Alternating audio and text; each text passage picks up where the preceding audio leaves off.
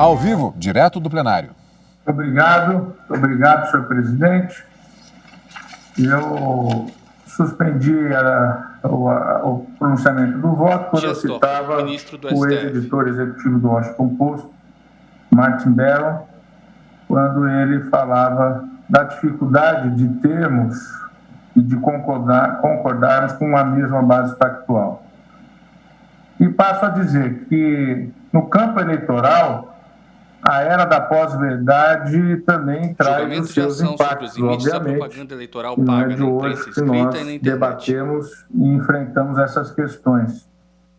Os recentes tropeços da democracia norte-americana em matéria de desinformação e incitação à violência nas redes, com forte apoio do poder econômico. Não há como... isso daí tem estudos, tem livros publicados, tem investigações, inclusive, das instituições norte-americanas, e inclusive com atuações internacionais tentando influir as eleições em um país como os Estados Unidos da América. Em especial, nas últimas eleições presidenciais de 2020, apresentam-se ao mundo, e para nós em particular, como um sinal de alerta. Constitui um epítome da prevalência da desinformação em massa sobre o respeito às regras do jogo e às instituições responsáveis por elas. Nada mais, nada menos, houve a invasão do Capitólio, resultado da chamada Big Lie, a grande mentira, sobre a lisura da eleição nos Estados Unidos. Isso tudo demonstra a capacidade destrutiva da difusão em massa de notícias fraudulentas e da manipulação continuada de emoções por meio de ferramentas como os algoritmos, que servem de bandeja aos usuários material informativo sob medida para suas paixões, independentemente de qualquer responsabilidade com a sua veracidade.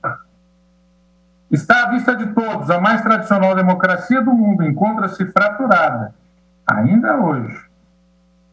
E a desinformação é parte fundamental do fenômeno, que nem é mais, nem menos, nem é mais de polarização, temo que já é insuficiente para definir o momento atual.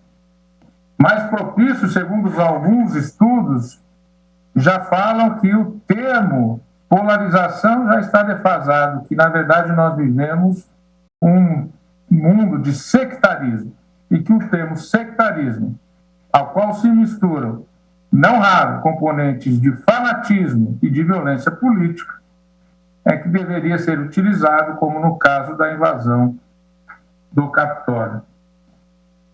Invasão essa que gerou 6 mortes. 6 mortes. E por que lições negativas da realidade internacional deveriam interessar a nós brasileiros? É muito simples. Porque o mesmo roteiro vem sendo tentado no Brasil para lançar falsas suspeitas e criar problemas onde não existem.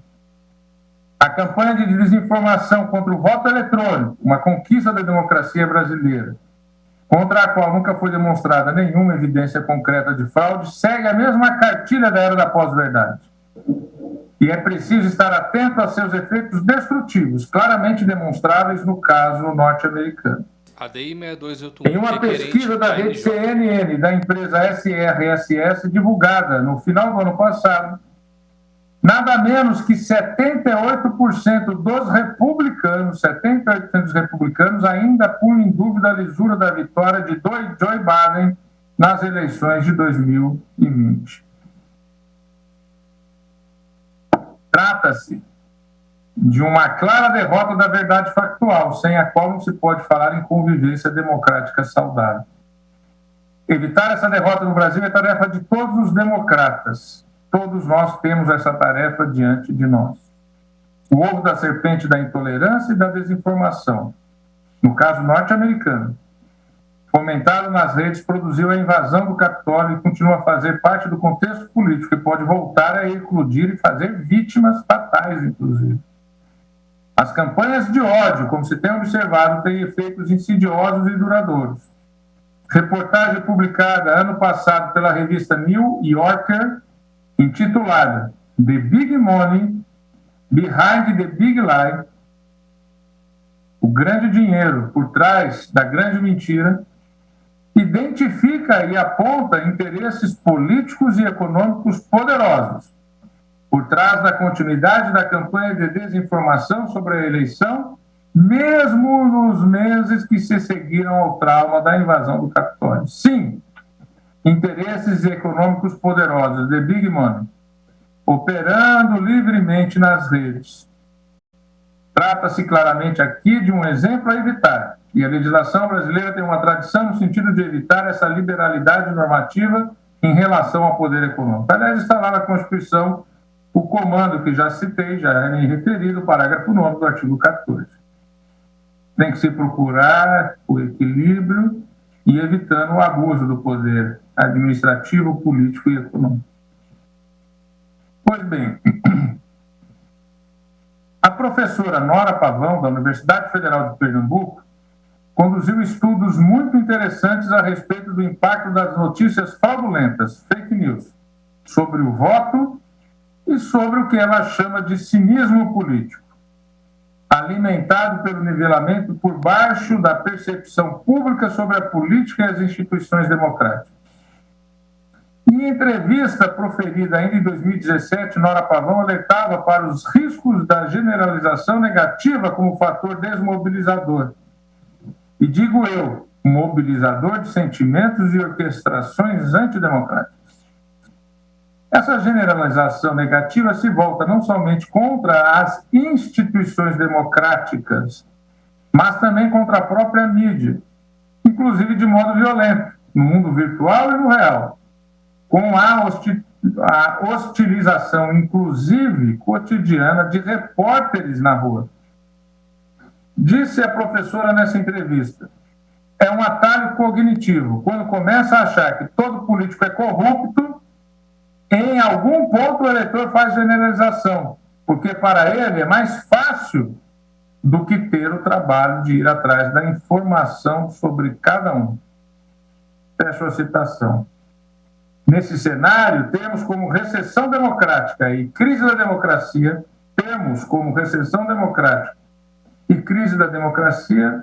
passaram a fazer parte do debate acadêmico global nos últimos anos a partir de sintomas de dificuldades e retrocessos percebidos, até mesmo nas democracias mais tradicionais do mundo.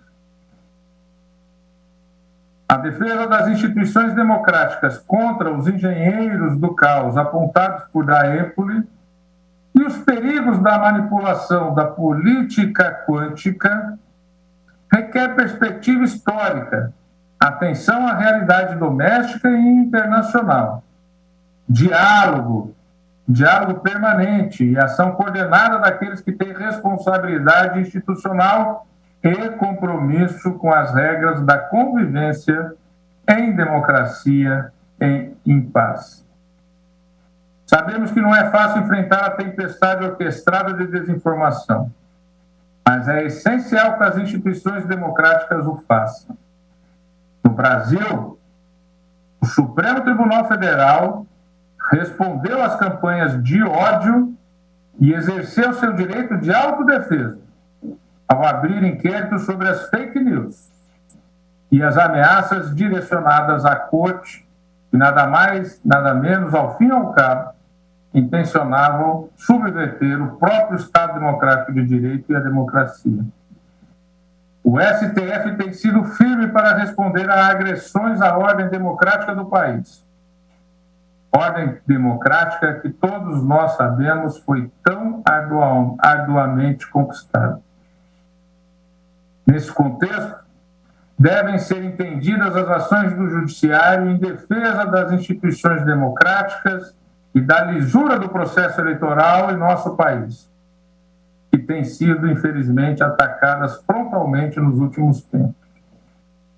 E cabe ao Poder Judiciário, por seu turno, ficar atento a esse delicado contexto, atuando em defesa das instituições essenciais à vitalidade democrática.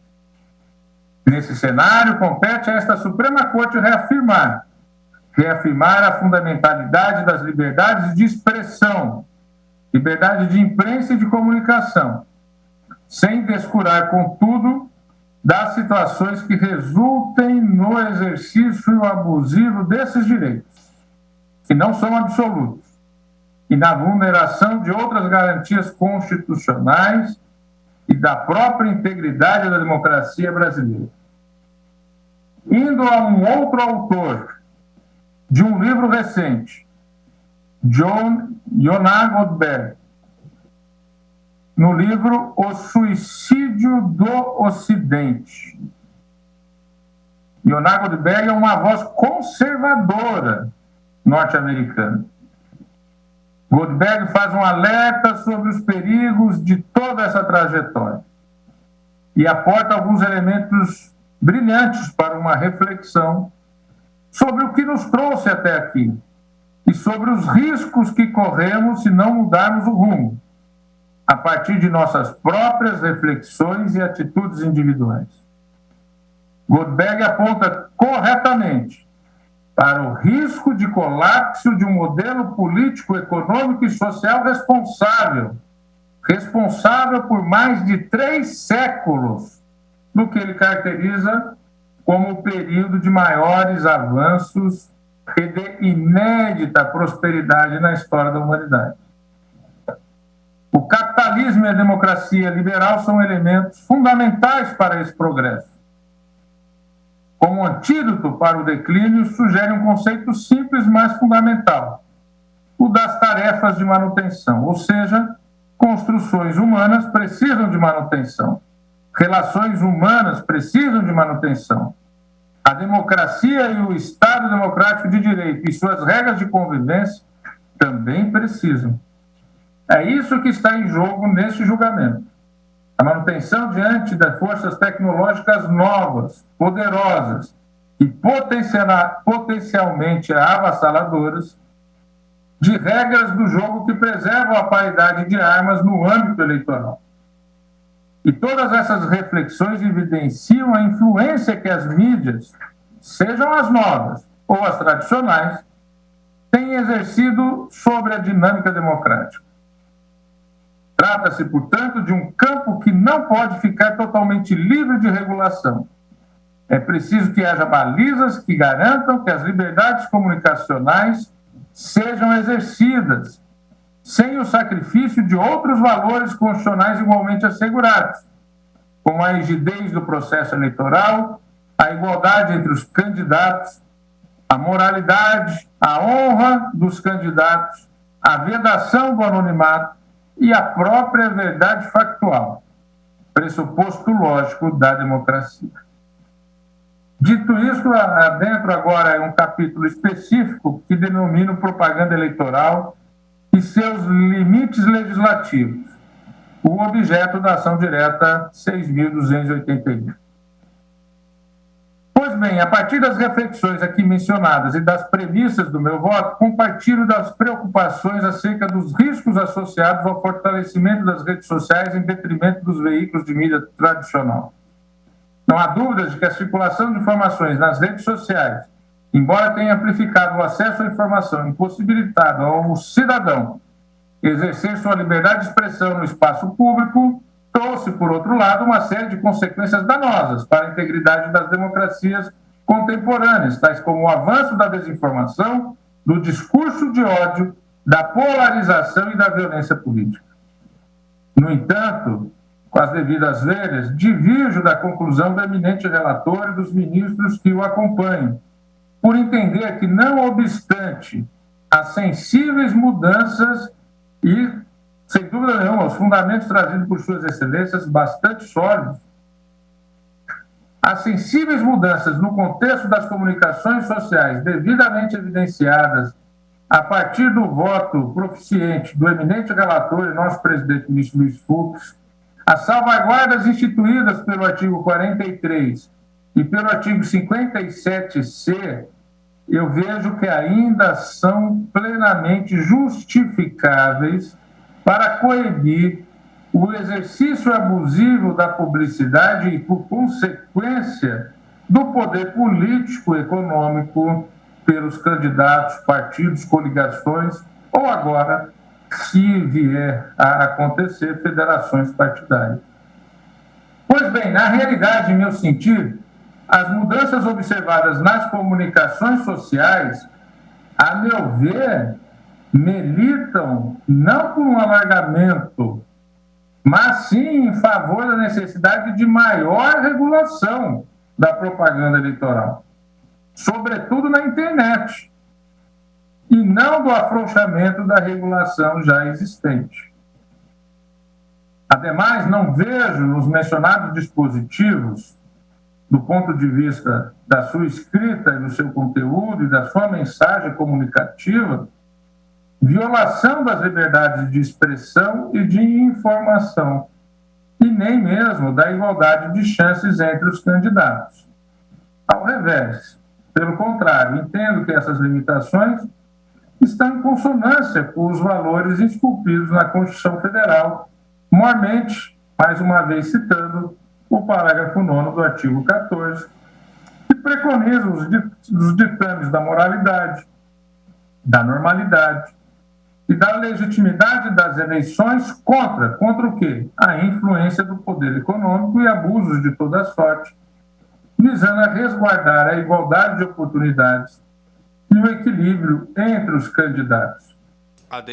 Sou plenamente consciente das dificuldades enfrentadas pela mídia tradicional e aqui descritas com propriedade, desde a partir da inicial, das manifestações orais, do sempre proficiente advogado, Dr. Gustavo, e todas as manifestações ocorridas e os votos proferidos, diante da concorrência com as grandes plataformas digitais, pela atenção das pessoas e pelos recursos do mercado publicitário. Inclusive, citei os dados aqui no início. Entretanto, com a devida ver, entendo que não é por meio desta ação que a mídia brasileira e a mídia tradicional vai reverter ou sequer mitigar essa tendência, que é um movimento tectônico.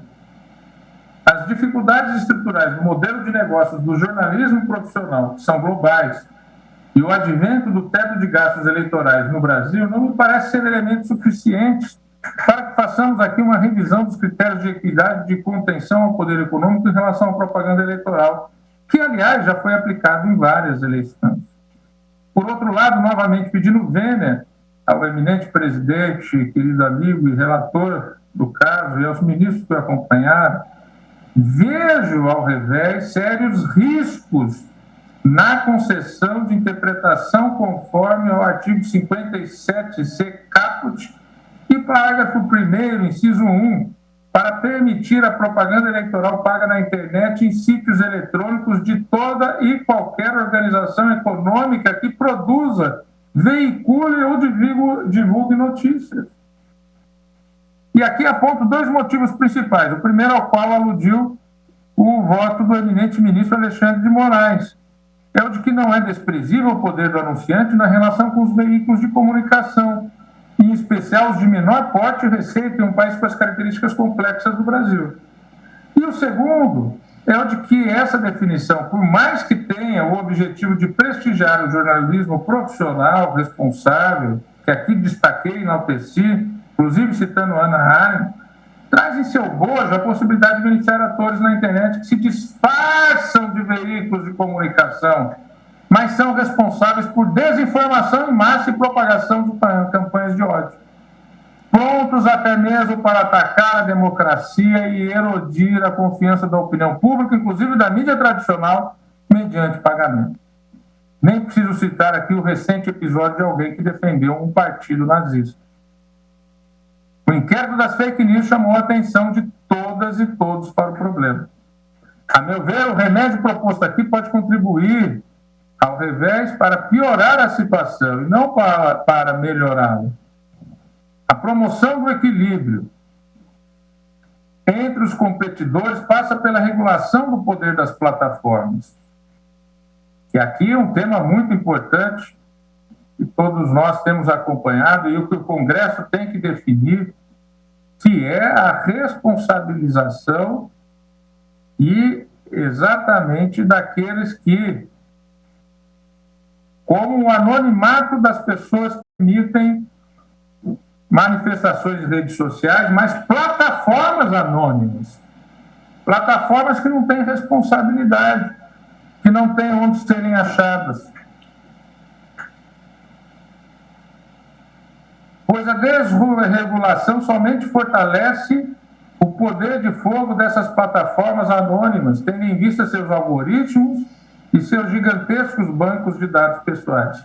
Ministro Toffoli, pois não? Só um rápido à parte. Pois não, por favor, eu aproveito e bebo um pouco de água. Obrigado. Uma consideração em relação ao que Vossa Excelência acabou de dizer. Eu repito, insisto, que é absolutamente essencial que na aprovação pelo Congresso Nacional do projeto chamado PL das Fake News, essas plataformas sejam agora classificadas ou como empresas puras de mídia ou uma empresa mista de mídia com tecnologia, mas com as mesmas responsabilidades das empresas de mídia.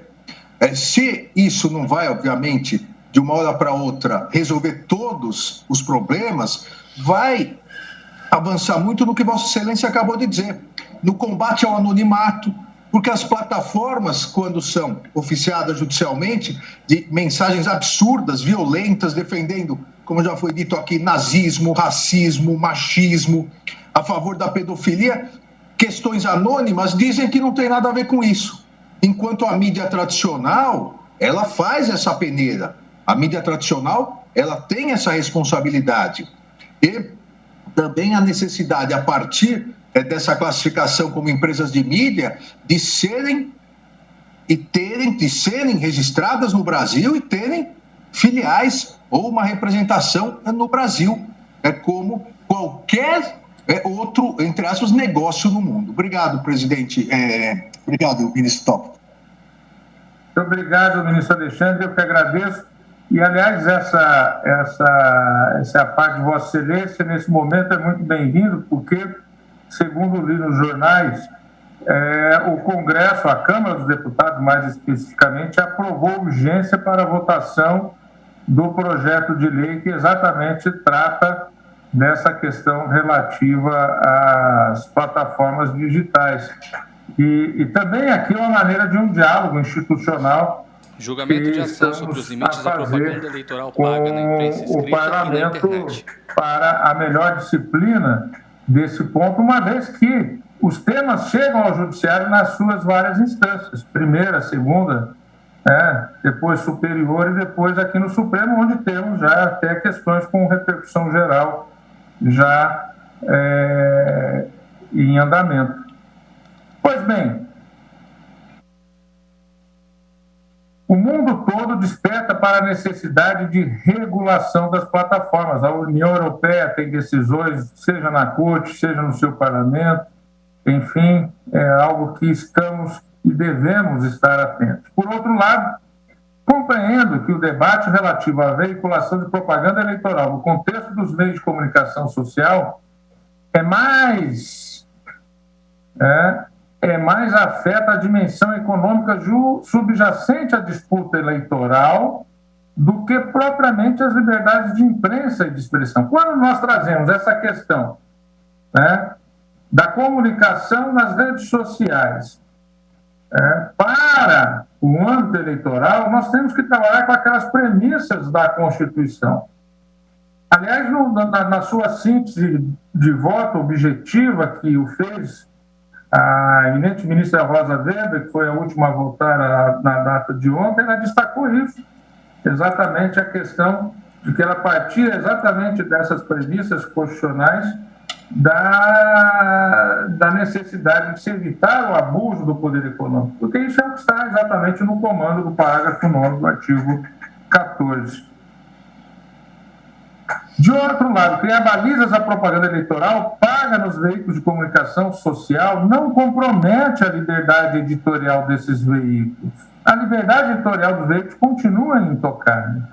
Nós não estamos a adentrar, nem a lei está a adentrar, porque, na verdade, nós estamos aqui a julgar a lei numa ação de inconstitucionalidade, mas a própria lei não está a limitar a liberdade de imprensa e de expressão.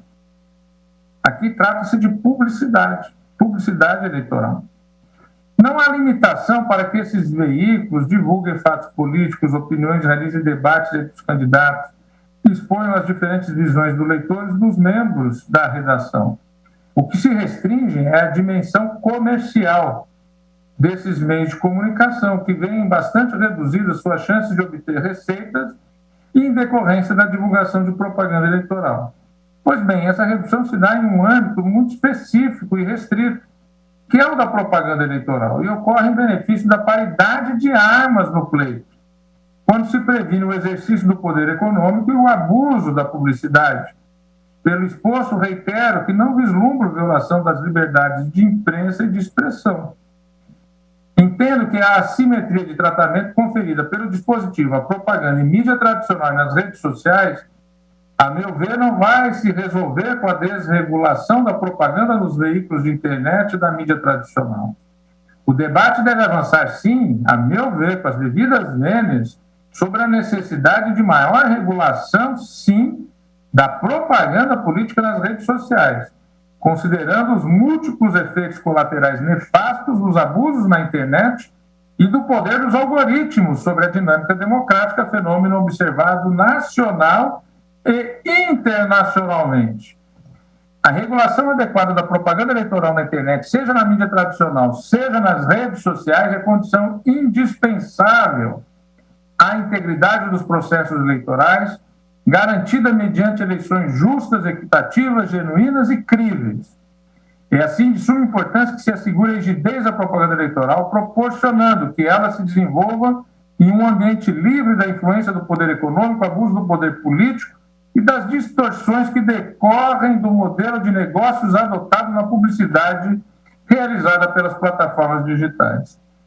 Exatamente por isso gostaria de chamar aqui a atenção, de destacar para um tópico que no decorrer deste julgamento, a meu ver, não foi ainda objeto de abordagem ou de discussão, seja mesmo nas sustentações orais e nas demais manifestações, mas que, em meu sentir, merece maior debate deste plenário. Ontem, por exemplo, o ministro Luiz Roberto Barroso bem ressaltou que é no impulsionamento de conteúdo que as novas mídias ganham dinheiro. Com efeito, a forma pela qual se lucra com a propaganda da internet, e isso inclui a propaganda eleitoral, se alterou profundamente. Hoje vigora um modelo de negócio baseado no direcionamento de conteúdo a partir da análise de perfis psicológicos e comportamentais, possibilitada pelo acesso a dados pessoais dos usuários pelas plataformas por eles utilizadas. Trata-se, a meu ver, de um modelo passivo de profundo exame de constitucionalidade, por suas implicações para a autonomia individual dos usuários e para a democracia como um todo, tendo em vista seus desdobramentos, como a polarização, a inviabilização do diálogo público e os avanços e discursos de ódio, os quais se associam à interferência do poder econômico sobre o equilíbrio e a legitimidade do processo eleitoral. Em meu sentir, se há inconstitucionalidade nos artigos questionados nesta ação, essa inconstitucionalidade decorre exclusivamente da exceção, que ao final de 57C permite um impulsionamento pago de conteúdos no contexto da propaganda eleitoral referida no caput do artigo 57C. E aqui adentro agora em um outro capítulo do meu voto, propaganda eleitoral e impulsionamento de conteúdos. Uma exceção que deve ser repensada. Para balizar meu entendimento sobre o caso, faço um breve histórico acerca da propaganda eleitoral na internet, com foco especialmente no impulsionamento de conteúdos. A propaganda eleitoral na internet foi permitida pela primeira vez em 2006. À época, foi facultado aos candidatos manter página na internet com a extensão can.br, can.br, ou com outras terminações. Isso esteve no artigo 71 da Resolução 22.261/2006 do TSE, sendo, no entanto, vedada a propaganda em provedores de conexão de internet. Em 2008, permitia-se a propaganda eleitoral somente na página do candidato destinado exclusivamente à campanha eleitoral. Artigo 18 da Resolução 22.718/2008. Já na minha reforma eleitoral de 2009, Lei 12.034/2009, o legislador regulamentou a propaganda eleitoral na internet, artigo 57A a 57I da Lei 9.504/90. Desde então... Ministro, bebe copo com água. Desde o ano de 2009, a legislação eleitoral brasileira passou a admitir a realização de propaganda eleitoral na internet, proibindo que a atividade se realizasse de forma paga. Nos termos estabelecidos pelo artigo, então, 57C da Lei 9.504. Eis o teor da norma, antes das alterações que vieram a ser promovidas em 2017 pela Lei 13.488. Leia o texto anterior a essa lei de 2017. Artigo 57C. Na internet é vedada a veiculação de qualquer tipo de propaganda eleitoral paga. Pois bem, como se vê, era clara a intenção do legislador, sufragada pela jurisprudência, de vedar a interferência do poder econômico sobre o equilíbrio e a legitimidade do processo eleitoral, ao passo que se concebia um alargamento maior quanto ao debate democrático no período que antecedia as campanhas eleitorais. Nesse sentido, o TSE definiu algumas balizas jurisprudenciais, entendendo de forma simplificada pela vedação de propaganda eleitoral paga, inclusive relativamente a links patrocinados, mas sem que tal proibição se estendesse ao período pré-eleitoral, desde que não configurada a publicidade eleitoral antecipada. Pois bem, a Corte Eleitoral julgava legítimo, portanto, o impulsionamento de conteúdos de natureza informativa ou política exclusivamente no período da pré-campanha, desde que não houvesse pedido explícito de votos. E aqui, para ilustrar, cito RESP 34.342, de relatoria da ministra Rosa Weber, RESP 870, relator ministro Tarcísio Vieira de Carvalho Neto, também a representação 94.675, também ministro Tarcísio Vieira, e também citando o agravo de instrumento 343.978 da relatoria da ministra Luciana Alonso. Pois bem, com a reforma eleitoral de 2017, materializada na Lei 13.488 de 2017, introduziu-se no ordenamento jurídico uma exceção a essa vedação de propaganda paga na internet. O artigo 57C da Lei das Eleições passou a permitir o impulsionamento de conteúdos de publicidade eleitoral, condicionado à finalidade exclusiva de promover as candidaturas e as agremiações às quais vinculadas. Esse é exatamente um dos artigos objetos de impugnação nesta ação direta.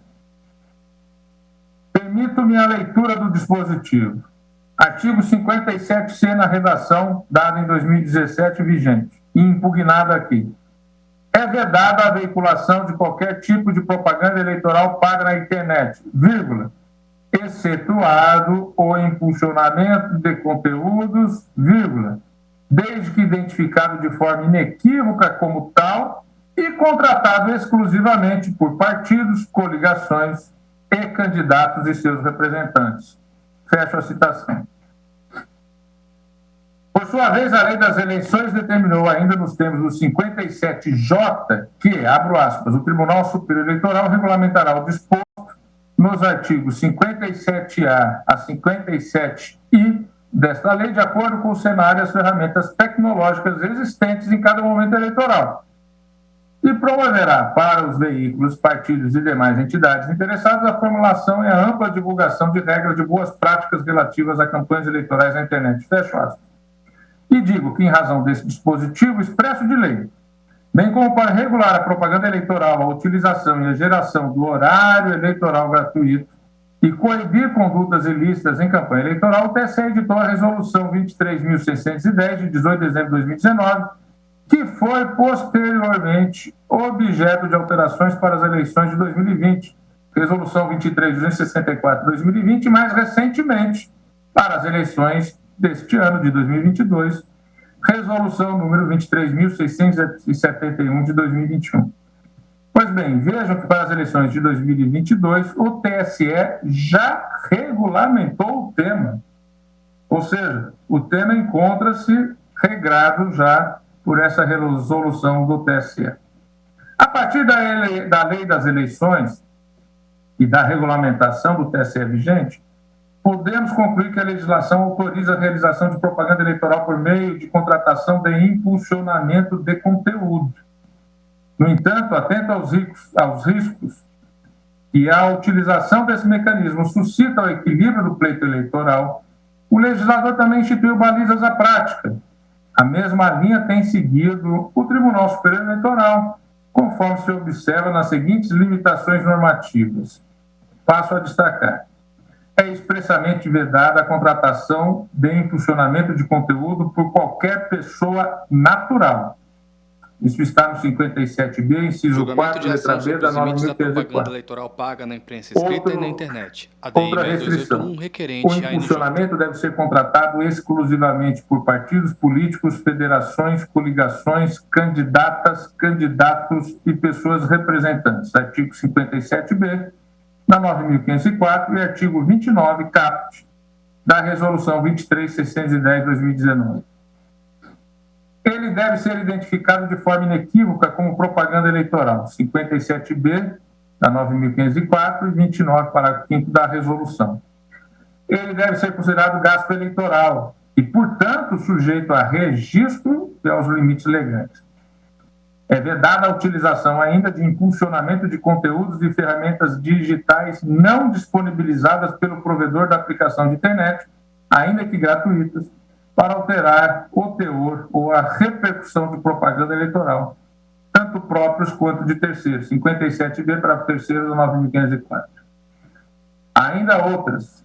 O provedor de aplicação de internet que possibilite o impulsionamento pago de conteúdos deverá contar com canal de comunicação com seus usuários e somente poderá ser responsabilizado por danos decorrentes do conteúdo impulsionado se, após a ordem judicial específica, não tomar as providências para, no âmbito e nos limites técnicos do seu serviço e dentro do prazo assinalado, tornar indisponível o conteúdo apontado como infringente pela Justiça Eleitoral. Artigo 57B, parágrafo 4 da 9.504. O impulsionamento também deve ser contratado diretamente com o provedor da aplicação de internet com sede e foro no país, ou com sua filial, sucursal, escritório, estabelecimento ou representante legalmente estabelecido no país. Vejam aqui essa parte importante. O impulsionamento deve ser contratado diretamente com o provedor da aplicação de internet com sede e foro no país, ou com sua filial, sucursal, escritório, estabelecimento ou representante legalmente estabelecido no país. E, obviamente, o país, o Brasil. Isso está ali, referenciado pelo TSE, com base no artigo 57C, parágrafo 3º da Lei 9.504. O impulsionamento ainda deve ter a finalidade de promover ou beneficiar candidatos ou suas agremiações, vedada a realização de propaganda negativa. Outra vedação benfazeja que foi feita no TSE, em cumprimento dos eminentes colegas que nos últimos anos estiveram ali à frente do tribunal. Artigo 29, parágrafo 3º da resolução 23.610 de 2019. Não se pode fazer impulsionamento para propaganda negativa. O provedor de aplicação que pretenda prestar o serviço de impulsionamento de propaganda deverá se cadastrar previamente na Justiça Eleitoral. Artigo 29, parágrafos 9 e 10 da Resolução 23.610 de 2019. E, por fim, o impulsionamento de conteúdo é proibido no dia da eleição, constituindo crime, podendo ser mantidos em funcionamento as aplicações e os conteúdos adredemente publicados anteriormente. Artigo 39, parágrafo 5º, inciso 4 da Lei 9.504. Vejam toda a disciplina realizada pelo Tribunal Superior Eleitoral. Mas ainda cito a Resolução 23.610 de 2019, com a redação conferida agora em 2021 pela Resolução 23.671. Abro aspas. O impulsionamento de conteúdo político eleitoral nos termos como permitido na campanha, também será permitido durante a pré-campanha, desde que não haja pedido explícito de votos e que seja respeitada a moderação de gastos, fecha aspas. Portanto, digo que a partir das alterações promovidas em 2017 e a alteração legal expressa contida na lei das eleições, o TSE, baseado na lei que antes proibia a propaganda paga na internet, mas com a alteração de 2017, o TSE, que antes permitiu o impulsionamento apenas na pré-campanha, antes da alteração de 2017, passou a contemplar o impulsionamento, com a alteração legislativa, de conteúdos como forma legítima de propaganda eleitoral a partir de então, com a alteração do 57C no ano de 2017, sendo sempre possível, evidentemente, a análise de eventual, abro aspas, desvirtuamento da referida ferramenta em detrimento da isonomia entre os candidatos, fecho aspas. O que, abro aspas, poderá caracterizar, além de propaganda eleitoral irregular, abuso do poder econômico apurado e punido na forma do 22 da Lei Complementar 6490. E aqui estou a citar o resto. 060531076, de relatoria do eminente ministro Sérgio Silveira Banhos. Pois bem, digo eu, em que consiste esse mecanismo do impulsionamento de conteúdos? Para fins eleitorais, o artigo 3714 da Resolução TSE 23610/2019 define o impulsionamento de conteúdos nos seguintes termos, abro aspas, mecanismo ou serviço que, mediante contratação com os provedores de aplicação de internet, potencializem o alcance e a divulgação da informação para atingir usuários que, normalmente, não teriam acesso ao seu conteúdo, incluída entre as formas de impulsionamento a priorização paga de conteúdos resultantes de aplicações de busca na internet, nos termos do artigo 26, parágrafo 6º da Lei 9.504/97, fecho aspas.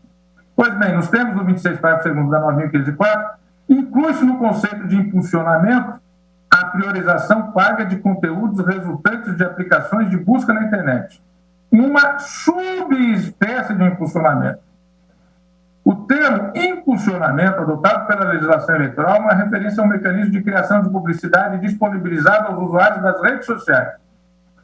Para a moderna doutrina do direito eleitoral digital, impulsionar uma propaganda significa criar, a partir de uma publicidade feita em rede social, um anúncio que pode ser exibido por uma quantidade de vezes proporcional ao investimento feito pelo anunciante em diversos lugares de plataforma digital, seja no feed de notícias, na forma de publicação sugerida ou patrocinada, ou em outros espaços reservados para a publicidade, como as laterais de tela.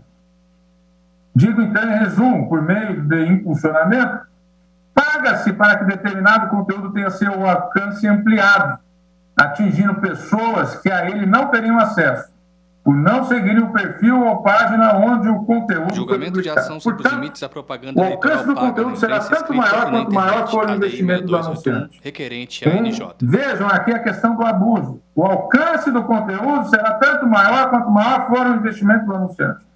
Um anunciante, no caso, partido político, federação, coligação, candidato ou candidato, com maior capacidade financeira pode, por meio de impulsionamento, atingir uma projeção muito maior do que seus adversários, gerando sensível desequilíbrio na disputa. A partir dessa perspectiva, emergem as mesmas preocupações que fundamentam a limitação da propaganda na imprensa escrita e a proibição da propaganda eleitoral paga na internet, como regra geral, com o agravante de que o impulsionamento é uma prática, ou melhor, um negócio que está intimamente relacionado aos inúmeros problemas já mencionados aqui associados às redes sociais, manipulação de dados pessoais para o direcionamento de conteúdos, formação de bolhas, disseminação de notícias fraudulentas, etc., etc. Embora a legislação eleitoral estabeleça que o impulsionamento deve ter a finalidade de promover ou beneficiar candidatos ou suas agremiações, vedada a realização de propaganda negativa, em um cenário de avanço da desinformação, o controle da difusão desse tipo de conteúdo torna-se muito mais delicado e dificultoso, apenas para se combater isso, sendo também tênue no debate público a distinção entre difamar um adversário ou simplesmente sustentar uma nova versão dos mesmos fatos. Não é por outra razão que o TSE tem buscado, dentro de suas possibilidades, mitigar os graves impactos e riscos dessa autorização legislativa de impulsionamento de conteúdo, como já descrevi agora há pouco, com como mecanismo de propaganda eleitoral, cumprindo assim o seu nobre e importante papel e a sua razão de existir, de zelar pela regularidade do processo eleitoral brasileiro.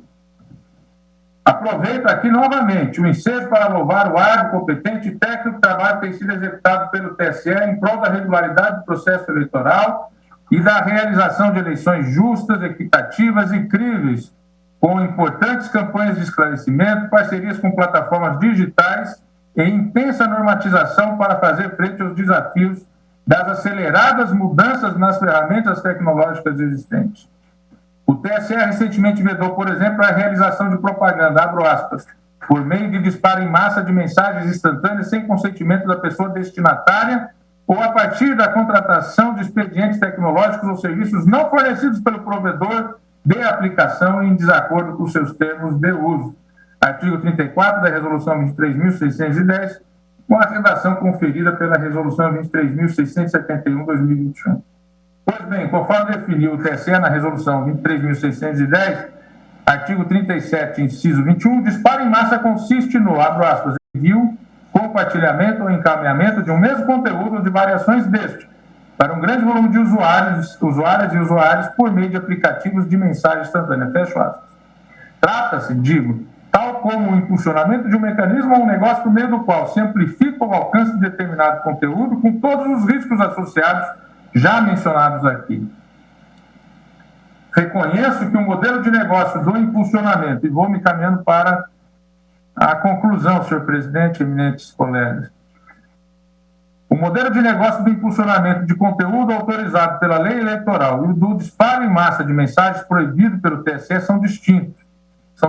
Autoriza-se a contratação de impulsionamento diretamente com o provedor de aplicação da internet, o qual deve ser cadastrado na Justiça Eleitoral, até porque a reforma de 2017 abriu essa exceção na parte final do 57C. Por outra banda, proíbe-se o disparo em massa de mensagens por expedientes, tecnologias ou serviços não fornecidos pelo provedor, o que coíbe a ação de empresas que clandestinamente poderiam utilizar robôs programados para efetuar esses disparos.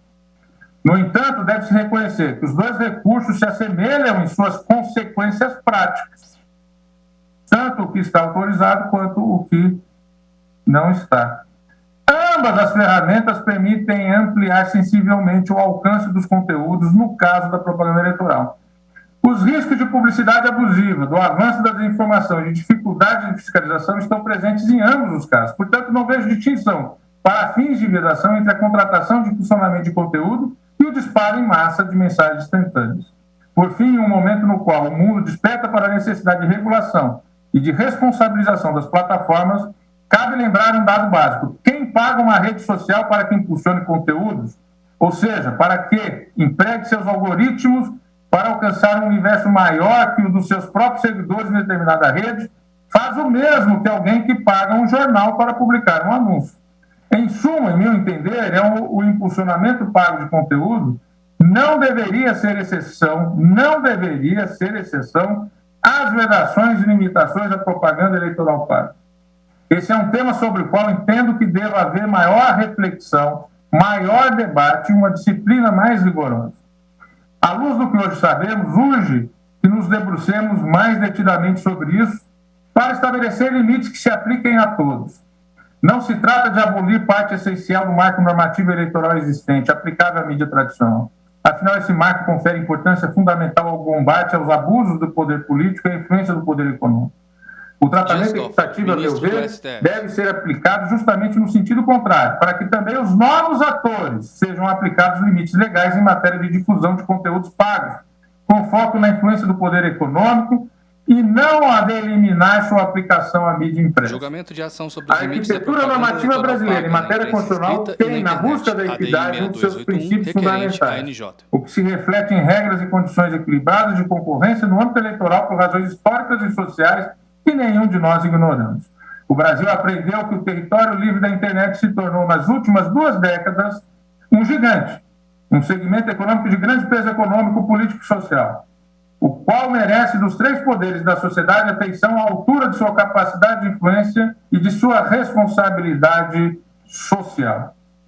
Já vimos esse território ser utilizado abertamente por inimigos da convivência democrática para atacar o Estado Democrático de Direito, Em alguns momentos, esse território livre chegou a ser encarado por muitos como terra sem lei, o que é um equívoco, porque crimes tipificados são crimes, independentemente do suporte no qual são cometidos. E, como sabemos, a liberdade de expressão não é escudo para criminosos. No caso, alguns desses inimigos da democracia chegaram a fazer de seus crimes virtuais rentável meio de vida, ganhando dinheiro com isso, mediante a monetização dos conteúdos veiculados na internet. O Poder Judiciário teve que enfrentar esse problema, já que as plataformas relutavam em fazê-lo. Imagine, então, o que esses inimigos da democracia estariam dispostos a fazer em um quadro de laissez-faire, movidos a postes patrocinados por candidatos e forças políticas em uma disputa eleitoral. Vejam que os dispositivos da lei de julgamento foram aprovados em 2017 e posteriormente foram objeto de regulação pelo Tribunal Superior Eleitoral. De lá para cá, o Brasil promoveu uma eleição geral em 2018 e eleições municipais em 2020, com vários aprendizados sobre a aplicação prática de novas tecnologias e também sobre o impulsionamento de conteúdos.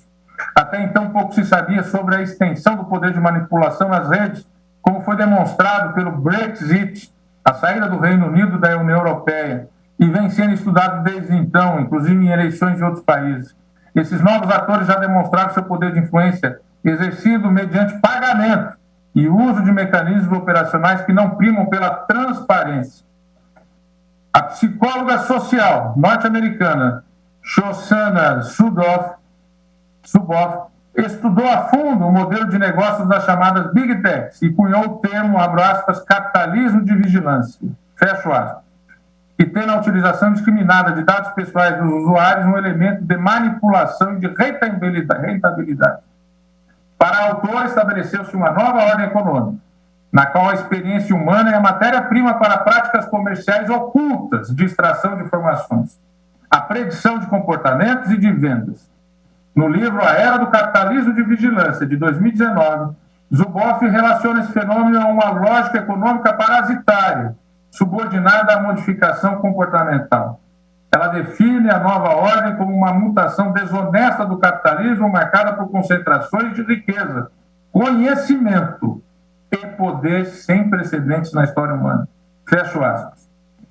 Sobre esse modelo de negócio das plataformas já demonstrado aqui, seu impacto corrosivo para a convivência democrática em escala global, o professor, mais uma vez cito, Lawrence Lessig, apresenta no livro já citado chocante argumento em favor justamente de limites de controle social. Diz esse professor de Harvard, abro aspas, somos cutucados, manipulados, nos tornam felizes, solitários, ficamos com raiva, nos antagonizamos para que o Facebook e similares possam vender mais anúncios.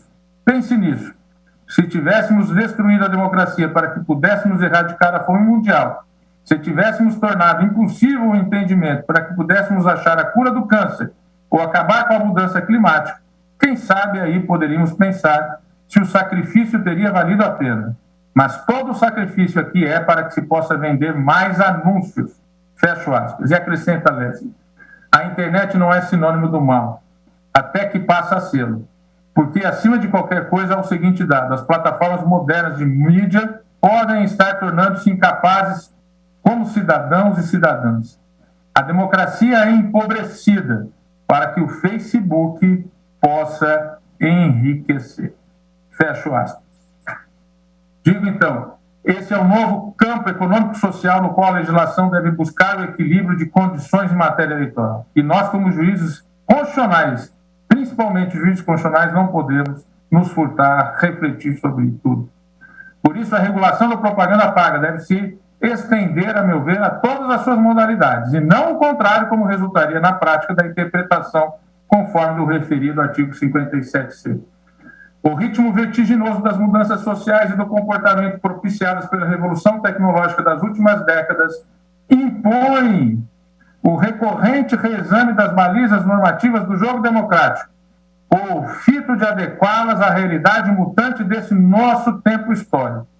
Isso vale especialmente para as regras do processo eleitoral, das quais depende a própria rigidez e vitalidade da democracia brasileira.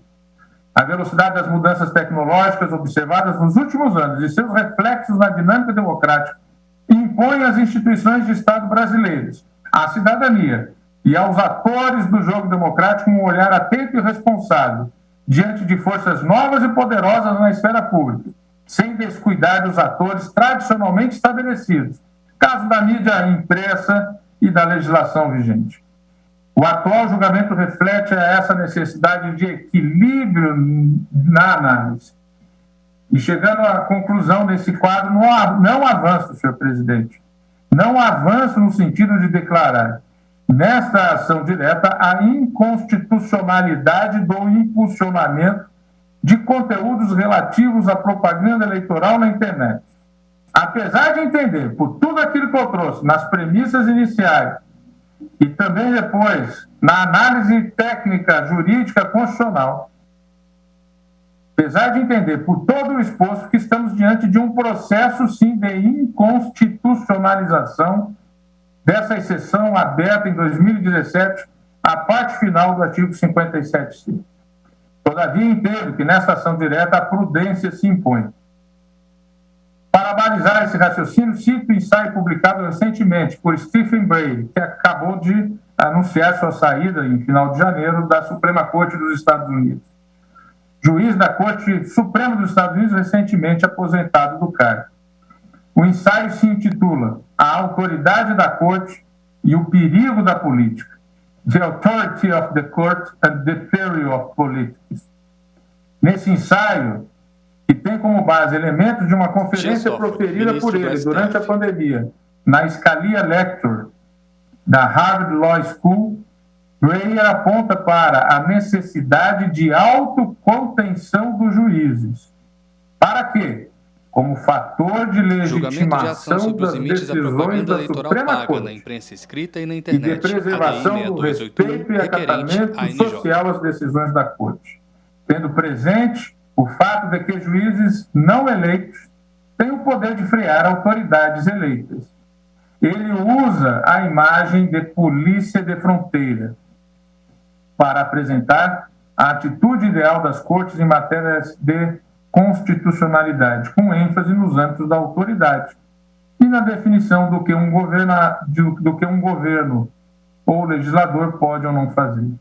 Pois bem, acredito eu que estamos diante de um desses casos em que nossa atuação deve ocorrer como polícia de fronteira. Neste caso, se de um lado tem-se a constatação dos riscos do impulsionamento de conteúdos de propaganda eleitoral na internet, de outro, noto que no decorrer desse julgamento, o tópico não foi objeto de discussão, sequer nas sustentações orais e nas demais manifestações e debates ocorridas em plenário. Os limites da propaganda eleitoral na internet, especialmente do seu impulsionamento, devem, a meu ver, ser discutidos e reavaliados com profundidade, com o devido debate público, mas de preferência pelo Congresso Nacional, e também no exercício de seu poder regulamentador pelo Tribunal Superior Eleitoral. Para fenômenos novos, o Poder Legislativo tem meios para atualizar a legislação em vigor e para introduzir novos dispositivos legais. Aliás, como já mencionei, foi aprovada agora urgência para a análise de projeto de lei que trata exatamente desses temas tão importantes das redes sociais. E o Poder Judiciário, este Supremo Tribunal Federal, por sua vez, tem meios para chamar e destacar e chamar a atenção do Parlamento para necessidades específicas a serem avaliadas por meio do processo legislativo, a exemplo do Instituto do Apelo ao Legislador. Tendo isso em vista, em obter dictum, formulo aqui apelo ao legislador para que aproveitemos o conhecimento acumulado nos últimos anos para revisitar, entre tantos outros temas importantes da regulação das mídias sociais, no caso específico, a exceção conferida ao impulsionamento pago de conteúdo com o fito de coibir a influência do poder econômico, o abuso do poder político na propaganda eleitoral, bem como os demais efeitos deletérios decorrentes do modelo de negócio que está subjacente a esse impulsionamento.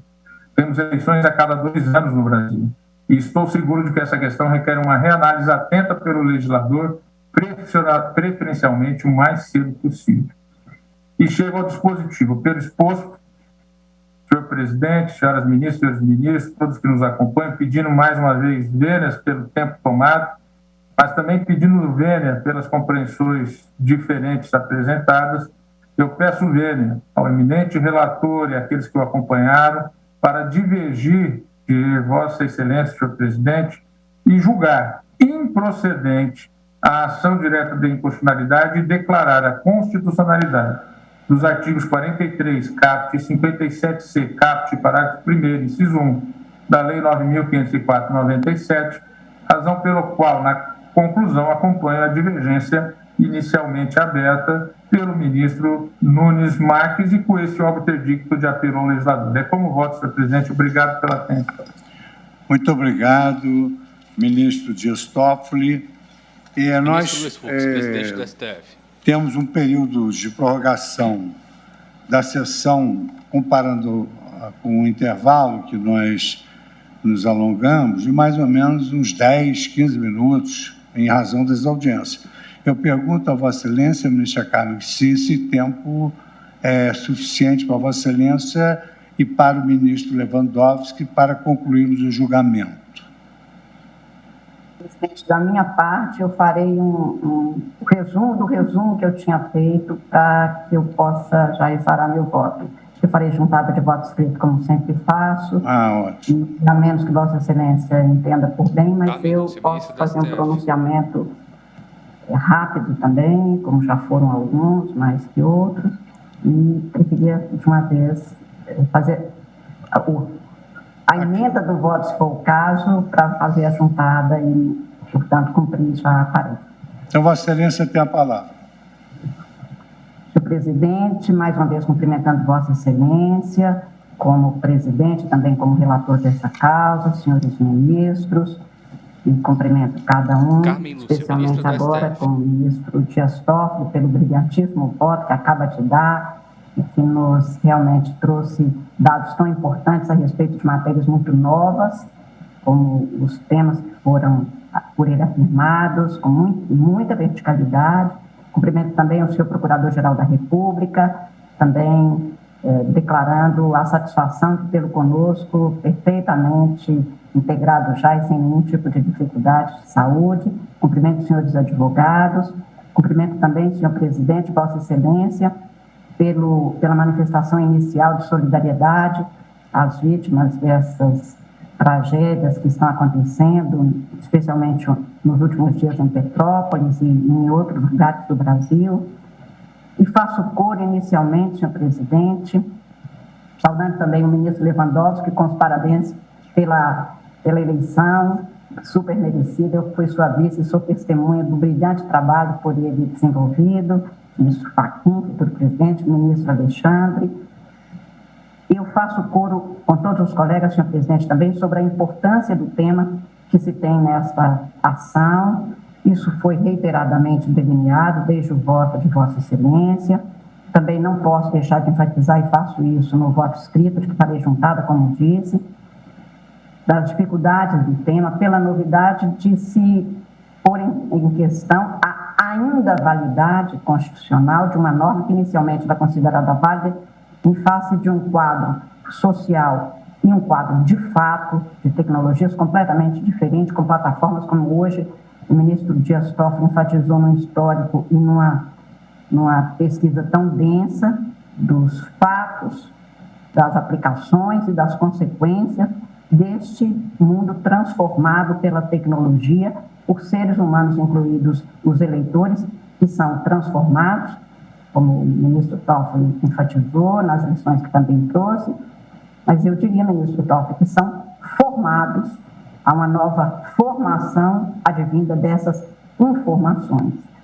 Essas dificuldades ficaram perfeitamente claras pela atomização de votos que se deu logo após o voto de Vossa Excelência, ministro presidente, com o voto do ministro André Mendonça, que acompanhou apenas em parte, o voto de divergência, inaugurado pela improcedência da ação do ministro Nunes Marques, mas como a gente cansa de repetir, ou não se cansa de repetir, divergência é própria do colegiado, e divergência não significa animosidade, significa apenas um pensar diferente sobre as mesmas regras e os mesmos princípios que as informaram. O que se pôs em causa aqui é um tema novo, porque nós estamos falando de ainda validade constitucional, que é isso, o processo de inconstitucionalização. Não se pôs em discussão se a norma valia ou não, em face da Constituição, no cotejo feito, quando de sua elaboração e promulgação. o artigo 43 da 9.504 e a interpretação que prevaleceu quanto ao caput, inciso 1 do parágrafo 1º do artigo 57C daquela lei, todas essas normas foram devidamente discutidas,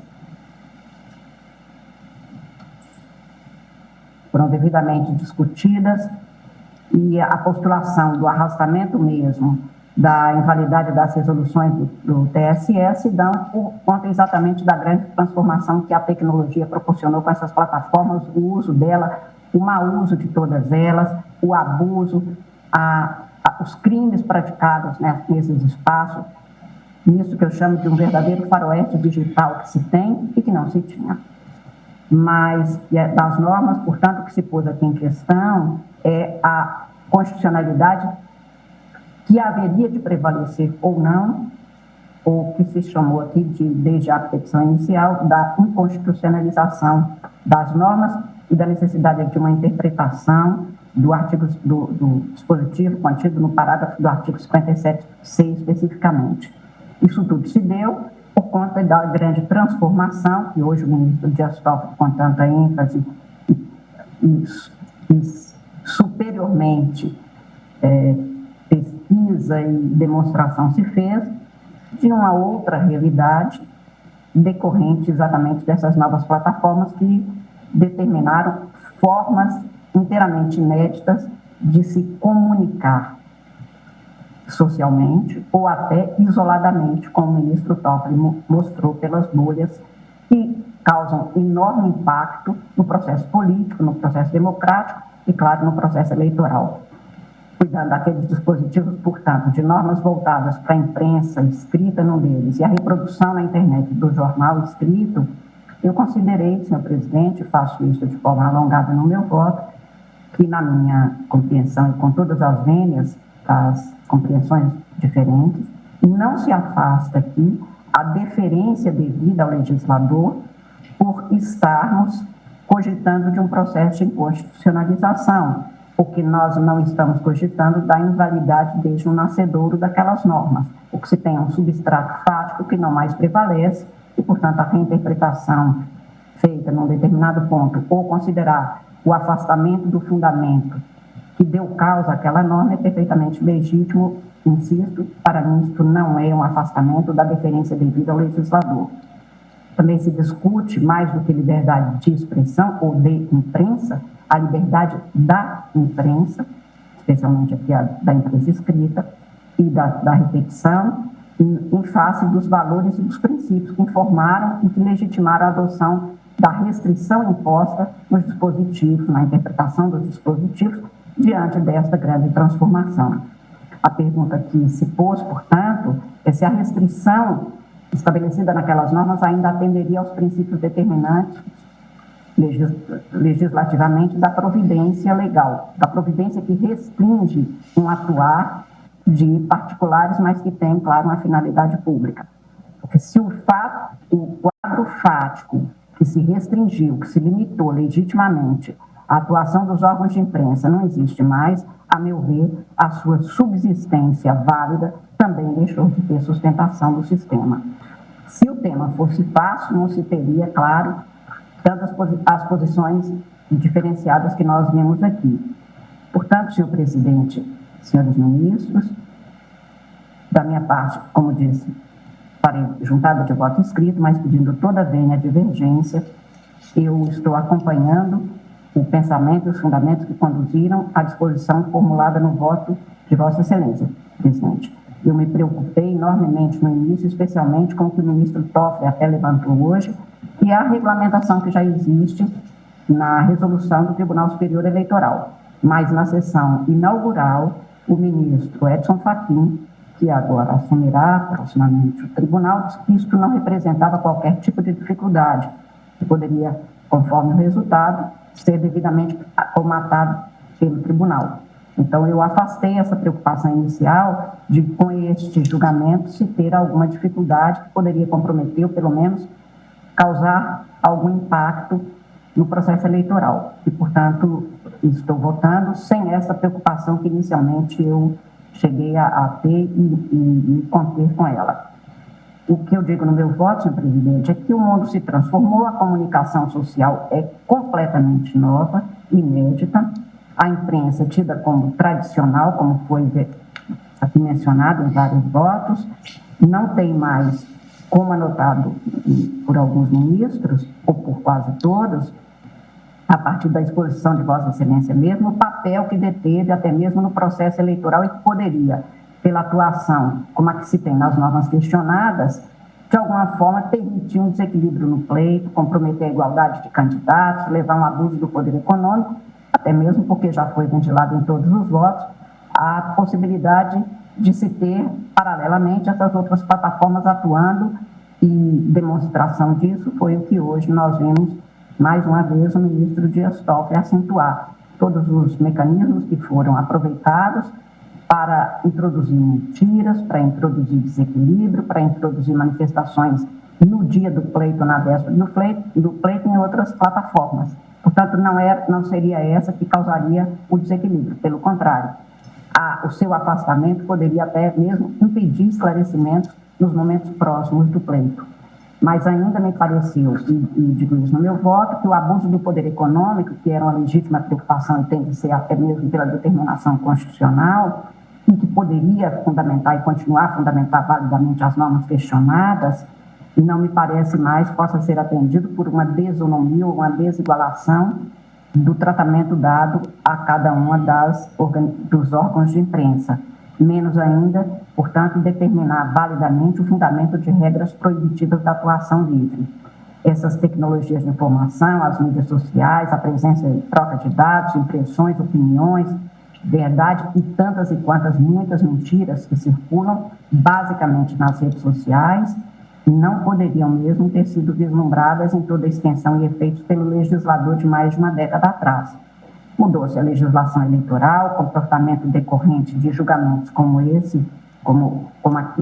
deste Supremo Tribunal, por exemplo, em relação ao financiamento das campanhas eleitorais, muda o quadro fático e muda o quadro jurídico a determinar um novo vislumbre e nova interpretação das normas que precisam mesmo, a meu ver, de ser repensadas para chegar a um juízo de equacionamento e equilíbrio, de constitucionalidade e do quadro normativo a ser considerado e ser aplicado. Eu enfatizei muito em meu voto, senhor presidente, senhores ministros, o princípio da proporcionalidade, que foi muitas vezes defendido, mencionado, e que é um dos pontos arguídos para sustentar a inconstitucionalização pleiteada de reconhecimento das normas questionadas. Neste cuidado que tive, verifiquei que o princípio da proporcionalidade precisa de atender a uma necessidade para garantir, portanto, o equilíbrio no pleito, o afastamento do abuso do poder econômico, e o que se verifica é exatamente que esta nova realidade tecnológica de mídias, de plataforma, em nenhum momento pode ser considerado como sendo desequilibrado pela só restrição imposta e que diferencia um dos órgãos de comunicação e não o pleito. Também não acho mais, não consigo comprovar que haja adequação entre a restrição imposta e a finalidade buscada, que era exatamente de maior equilíbrio do processo eleitoral. E a proporcionalidade stricto sensu também não me parece mais que se possa considerar, pelo menos no quadro que se tem hoje, com o que foi aqui trazido pelo ministro Toffoli, sobre a necessidade de novos comportamentos legislativos a respeito das mídias, mas até lá o que se tem é um quadro no qual o que se põe é exatamente um tratamento diferenciado, restritivo, limitador, só de um dos campos de atuação, e que não é o que mais influencia.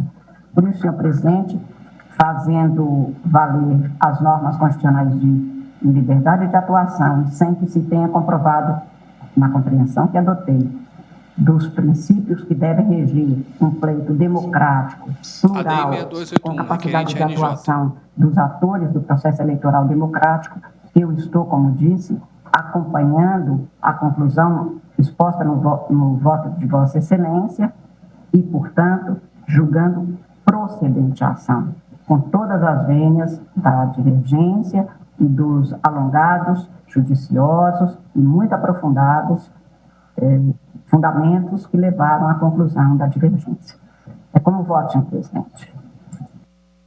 Obrigado, ministra Carmen Lúcia, pelo poder de síntese, auxiliando a conclusão dos trabalhos do tribunal, tendo em vista que só falta um voto de Sua Excelência, o ministro Ricardo Lewandowski. Vossa Excelência tem a palavra, ministro Ricardo Lewandowski. Obrigado, presidente. Vou fazer uma síntese da síntese do meu voto. Renovo os cumprimentos à Vossa Excelência, a todos os demais presentes. Ricardo Lewandowski, agradeço agora do STF. As gentilíssimas palavras da ministra Carmen Lúcia, dizer que trabalhamos sempre juntos, sobretudo na nossa primeira passagem pelo eleitoral, e vejo com muita satisfação que estaremos juntos agora, brevemente também, no eleitoral.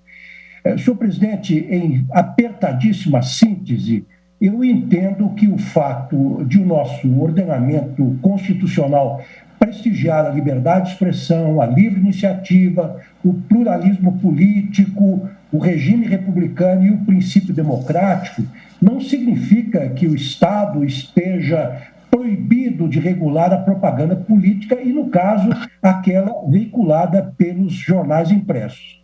Essa regulamentação, a meu ver, encontra-se inserida no poder de conformação legislativa do Congresso Nacional, que está autorizado a legislar em matéria eleitoral, na qual se insere, inclusive pelo seu potencial de afetar a escolha dos candidatos, a propaganda política.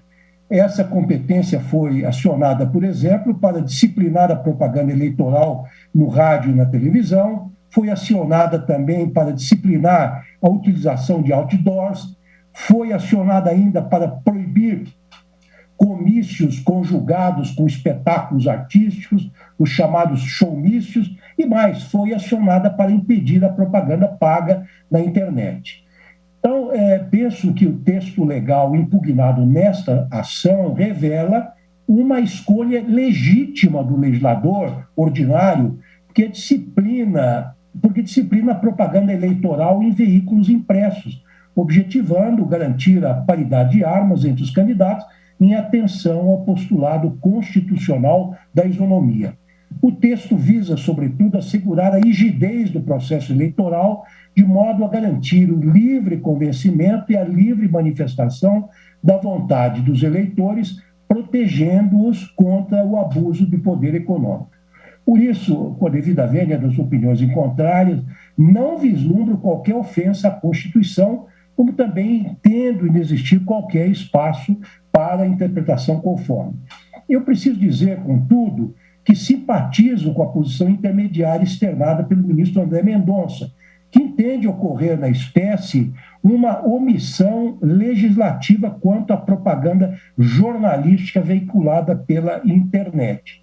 Ocorre, porém, que não simpatizo, data vênia, com a respeitável sugestão de Sua Excelência de permitir que o Superior Tribunal Eleitoral regulamente a questão enquanto não sobrevier uma solução legislativa, pois entendo que não é dado à Justiça Eleitoral inovar no ordenamento jurídico, porquanto ela está investida apenas do poder regulamentar.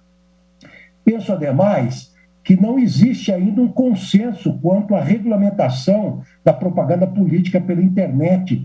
Tantas são as nuances e, sobretudo, as armadilhas compreendidas nesta temática.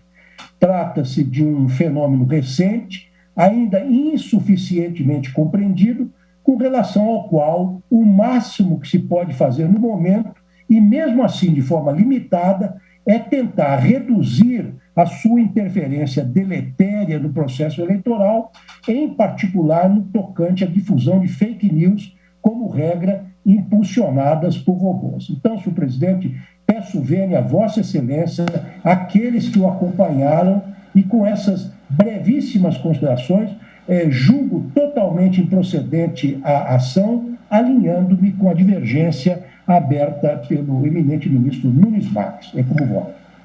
Agradeço muitíssimo a Vossa Excelência também esse poder de síntese, da síntese, para que nós pudéssemos concluir um tema tão instigante exatamente no ano eleitoral, assim como agradecia Sua Excelência, a nossa decana, a ministra Carmen Lúcia.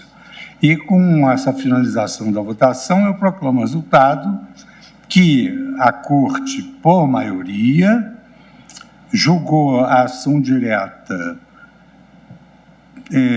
totalmente improcedente, porque foram feitos 2 pedidos, vencidos os ministros Luiz Fux, Edson Fachin, Roberto Barroso e Carmen Lúcia, que julgavam procedente o pedido nos termos de seus votos. E vencido em menor extensão o ministro André Mendonça, que julgava parcialmente procedente o pedido também nos termos de seu voto. Redigirá o acórdão o ministro Nunes Marques.